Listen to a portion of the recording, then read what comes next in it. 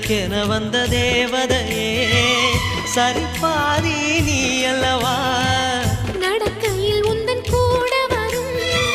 நிழல் போலே நான் அல்லவா கண்ணன் கொண்ட ராதையர ராமன் கொண்ட சீதையர மடி சேர்ந்த பூரதமே மனதில் வீசும் மாருதமே நன்றி சொல்ல உனக்கு வார்த்தை இல்லை எனக்கு நான் தான் மயங்குறேன் என்னுடைய மனச தந்துவிட்ட பிறகும் ஏம்மா கலங்குற